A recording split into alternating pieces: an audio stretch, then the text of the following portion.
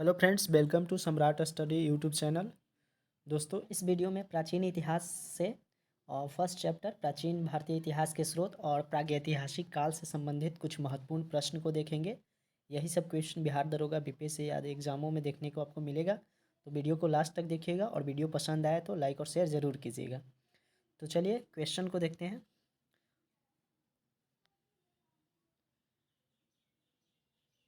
देखिए, पहला क्वेश्चन है कि अर्ली हिस्ट्री ऑफ इंडिया, जो कि 1904 में लिखा गया था, कि लेखक कौन है। इसका राइट आंसर है बिसेंट ऑथर स्मिथ। दोस्तों, अर्ली हिस्ट्री ऑफ इंडिया इसलिए इम्पोर्टेंट है क्योंकि इस पुस्तक में लगभग 1/3 भाग में केवल और केवल सिकंदर के आक्रमण का वर्णन किया गया है। ये क्वेश्चन आपसे बिहार दरोगा में देखने को मिल सकता है। बीपीएससी में ये पूछा जाता है कि अर्ली हिस्ट्री ऑफ इंडिया के लेखक कौन है, तो बिसेंट आर्थर स्मिथ, जिसमें 1/3 भाग में, मतलब इस पुस्तक के 1/3 भाग केवल और केवल सिकंदर के आक्रमण का वर्णन जिक्र किया गया है। क्वेश्चन नंबर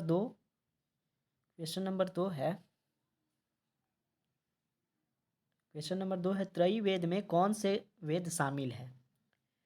तो ऋग्वेद, यजुर्वेद और सामवेद। याद रखिएगा, ऋग्वेद, यजुर्वेद और सामवेद को सम्मिलित रूप से त्रयी वेद के नाम से जानते हैं। इसमें आप याद रखिएगा कि अथर्ववेद को छोड़कर बाकी जो वेद बच गया, ऋग्वेद, यजुर्वेद, सामवेद, ये सब त्रयी वेद कहलाता है। क्वेश्चन नंबर 3, सामवेद के पाठकर्ता को क्या कहा जाता है। तो आपको चारों वेद के पाठकर्ता को आप नाम याद रखिएगा। जैसे ऋग्वेद के पाठकर्ता है उसको होत्री बोला जाता है। आपको मिलान करने के लिए एग्जाम में आ सकता है। दूसरा है यजुर्वेद के पाठकर्ता को बोला जाता है अधर्व्यू। सामवेद को उद्गाता और अथर्ववेद का ब्रह्मा। तो चारों वेदों का याद रखिएगा, ऋग्वेद होत्री, यजुर्वेद अथर्वयु, सामवेद उद्गाता और अथर्ववेद ब्रह्मा। अगला प्रश्न है, साकल शाखा का संबंध किस वेद से। तो प्रत्येक वेद का शाखा होता है, उपशाखा होता है, ब्राह्मण ग्रंथ होता है, उपनिषद होता है। वैसे पूछ रहा है कि साकल जो शाखा है वो किस वेद से संबंधित है, तो ऋग्वेद से। ऋग्वेद का एकमात्र जीवित शाखा है, कौन सा है दोस्तों, साकल शाखा। याद रखिएगा, साकल शाखा का संबंध ऋग्वेद से है। ठीक है। ऐसे जैसे यजुर्वेद भी मतलब दो भाग में बांटा गया है, शुक्ल यजुर्वेद और कृष्ण यजुर्वेद।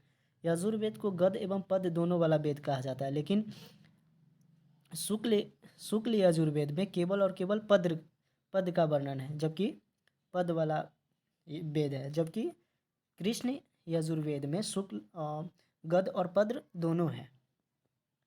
याद रखिएगा, जैसे अथर्ववेद का भी शाखा होता है शौनक और पेपलायद।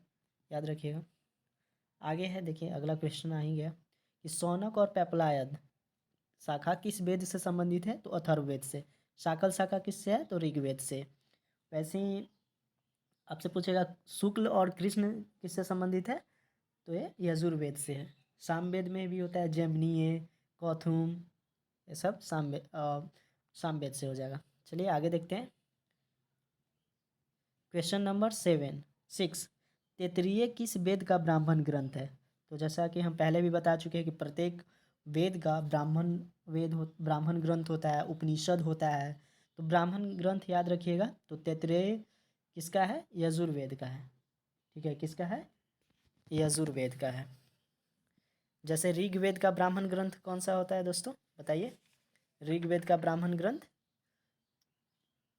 तो इसका हो जाएगा ऐतरेयी और कौशिकी। क्वेश्चन नंबर 6, तैत्तिरीय किस वेद का ब्राह्मण ग्रंथ है। दोस्तों, मैंने पहले भी बताया है कि प्रत्येक वेद का ब्राह्मण ग्रंथ होता है, उपनिषद होता है। तो अब चारों वेद का ब्राह्मण ग्रंथ जरूर याद रखिएगा, क्योंकि यहाँ से एग्जाम में प्रश्न पूछा जाता है। जैसे कि ऋग्वेद का ब्राह्मण ग्रंथ हो जाएगा ऐतरेयी और कौशिकी। यजुर्वेद का होता है तैत्तिरीय और शतपथ।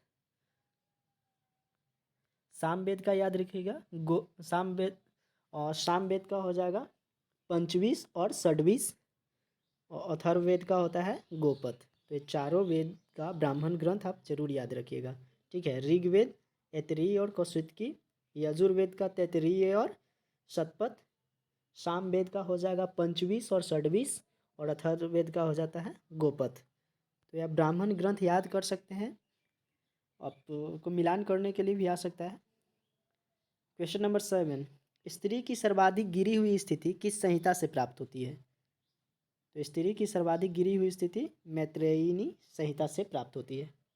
ठीक है, ये कृष्ण यजुर्वेद का ही भाग है मैत्रेयी संहिता। क्वेश्चन नंबर 8, ब्राह्मण ग्रंथ में राज्याभिषेक के नियम एवं कुछ प्राचीन राजाओं के नाम का वर्णन किया गया। मतलब किस ब्राह्मण ग्रंथ में राज्याभिषेक के नियम के बारे में वर्णन किया गया है? याद रखिएगा, इस पॉइंट को आप पकड़कर याद कर सकते हैं, आपको लंबे समय तक याद रहेगा। राज्याभिषेक के नियम तो किस में दिया गया है? ऐतरेय ब्राह्मण ग्रंथ में। और ऐतरेय ब्राह्मण ग्रंथ किस वेद का ब्राह्मण ग्रंथ है? तो ये ऋग्वेद का है। ऋग्वेद का होता है ऐतरेय और कौशिकी। और इससे पहले हम लोग देखे तैत्तिरीय, तो ये आपका यजुर्वेद का है। तैत्तिरीय और शतपथ ब्राह्मण यजुर्वेद से संबंधित है। चलिए आगे देखते हैं। क्वेश्चन नंबर 9, सबसे प्राचीन सूत्र कौन सा है? तो सबसे प्राचीन सूत्र आप याद रखिएगा गौतम धर्म सूत्र। क्वेश्चन नंबर 10, किस पुस्तक में पहली बार लिपि शब्द का प्रयोग किया गया? काफ़ी इंपॉर्टेंट क्वेश्चन है दोस्तों, इसको याद रखिएगा। तो अष्टाध्यायी, जो कि व्याकरण भाषा से संबंधित है, संस्कृत भाषा की पुस्तक है, और ये संस्कृत भाषा व्याकरण की प्रथम पुस्तक है। इसको किसने लिखा था? तो पाणिनि ने। और इसी पुस्तक में सबसे पहली बार लिपि शब्द का प्रयोग किया गया था। क्वेश्चन नंबर 11, किस पुराण में राजतंत्र के साथ साथ कृषि संबंधी विवरण के कारण सामाजिक एवं सांस्कृतिक दृष्टि से काफ़ी महत्वपूर्ण है? तो किस पुराण में कृषि संबंधी विवरण मिलता है? तो ये अग्नि पुराण में मिलता है। ठीक है, सबसे प्राचीन पुराण किसको बोलते हैं? मत्स्य पुराण को सबसे प्राचीन पुराण बोलते हैं। पुराणों की संख्या कितनी है दोस्तों? तो 18 होता है। आगे देखते हैं।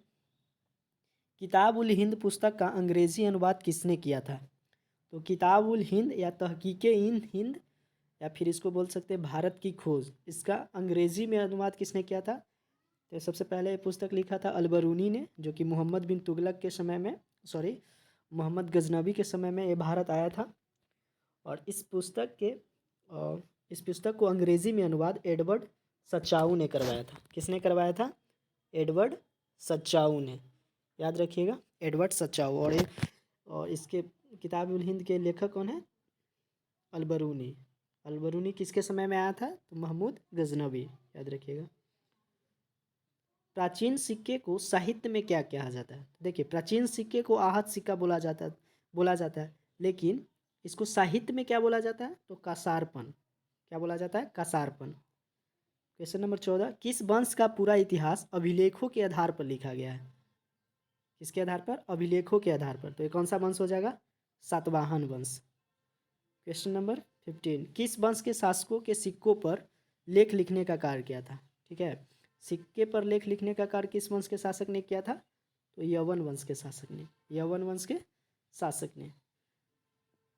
दोस्तों, वीडियो पसंद आए तो लाइक और शेयर ज़रूर कीजिएगा, और इस तरह के वीडियो देखने के लिए आप हमारे चैनल को सब्सक्राइब कर लें और ज़्यादा से ज़्यादा लोगों को शेयर करें, ताकि अधिक से अधिक लोग हमारे चैनल से जुड़ सकें। चलिए, धन्यवाद।